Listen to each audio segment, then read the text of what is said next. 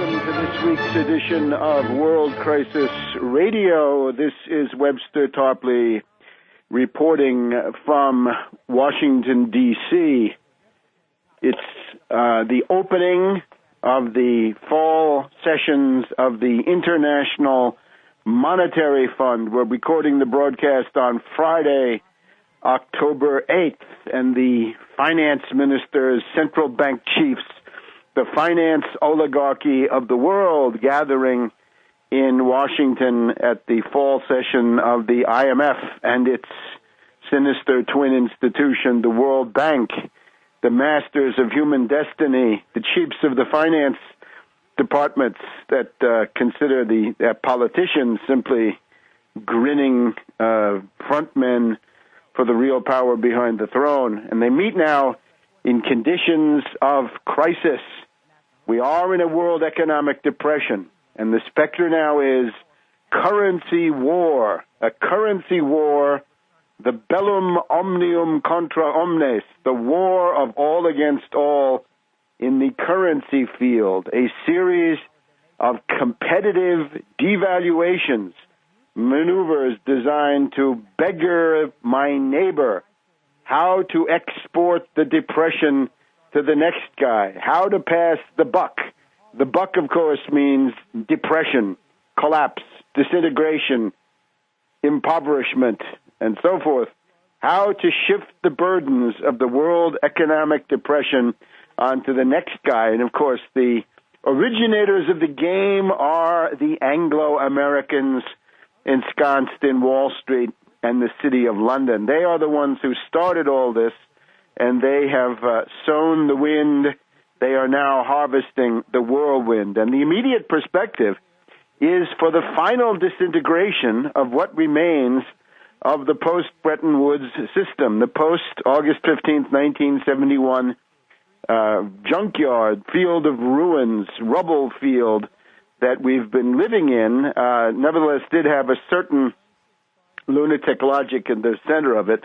The entire experiment of globalization is now under attack. We're 20 years into the lunatic policies of globalization, hot money, deregulation, privatization, free trade, no tariffs, no limits, no nothing, just the world casino economy of derivatives, hot money, floating rates.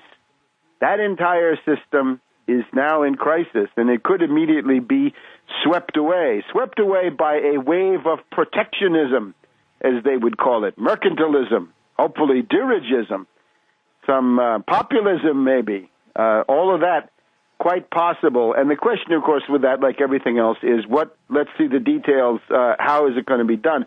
But in principle, we can say, as we've been saying on this broadcast, globalization is a catastrophe.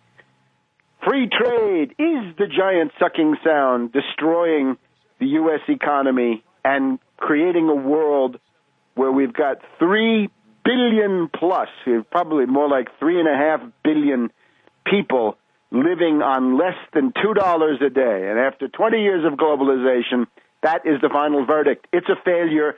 Junk it, get rid of it, move away. And the only way to move away is under these crisis conditions. People are going to have to defend themselves. We are now entering the age of exchange controls and capital controls, and welcome to them.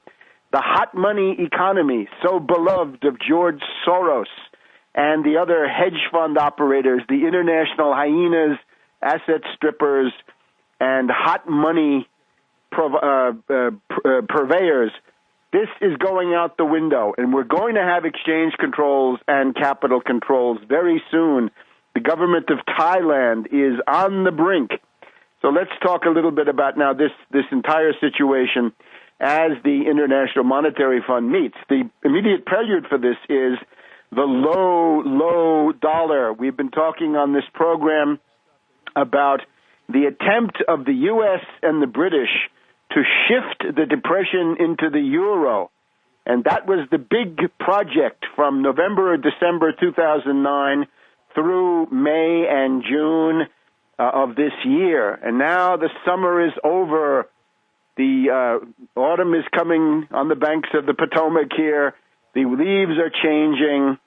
And now we're seeing those inherent forces of depression, that 1.5 quadrillion of kited toxic derivatives, is now expressing itself back home against the dollar going down, down, down, and therefore tremendous pressure is being built up on other countries to protect themselves, because all of that $24 trillion of bailout and U.S. government assistance through the Federal Reserve, the FDIC, and the Treasury to these bankrupt derivatives bankers and zombie bankers, all of that money has fled into the third world, into the emerging markets in the form of a carry trade, and it's driving up everybody's currency, from Brazil to Thailand to India to South Africa to even Switzerland, driving up all of those. So they're freaking out because they are getting priced out of the world market. It also means if you have a lot of debt, the way the Japanese do, if your currency goes up, up, up, then the burden of that debt becomes greater and greater and greater. And a mild inflation would take away the debt, but a higher currency price means that the debt is magnified. So those are the pressures, and the only way you can really protect yourself against that, you can do some interventions, as some countries have been doing, but the only real way to protect yourself against that is to stop those hot money flows from coming in, to block them, to tax them. Better, do both. Block most of them and tax whatever gets through. So that's the pressure. And, of course, the globalized model demands absolute chaos, absolute floating rates, maximizing risk, of course, ironically, but absolute floating rates and the absolute dominion of hot money.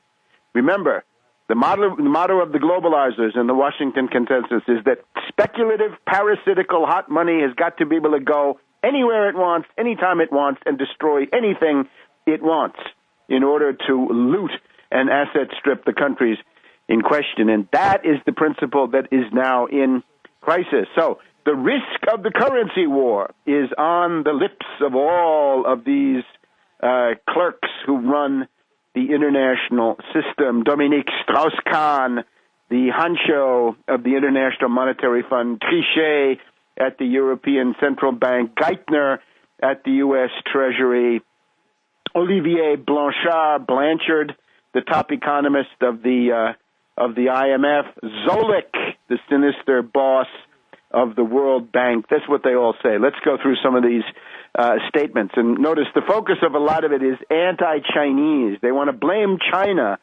for the inherent unworkability and dysfunctionality of their system. And why is that? Because they want, having failed to expression to they wanted to break up the euro, they now want to make sure that the depression is exported to China, because otherwise it's going to settle in the U.S. and British sphere, where it actually started and where most of these derivatives are, of course, located, as we know. So the idea now is that the Japanese got the ball rolling. Japan started around the 15th of September with a unilateral surprise intervention into the currency markets, selling yen, buying dollars, buying other currency, but dumping their own yen to make sure that the price of the yen would go down. And it was a shock because they hadn't done any of that since about 2004. They did it unilaterally. They did it as a surprise. And this has focused the attention of the world on the idea that you can control, nations can control their own currency, which from the point of view of globalization, why, that's heresy. That violates the free market. Well, the free market is taking it on the chin. It never existed. It was controlled by cartels, and now it's going out the window. And we'll be back in a minute.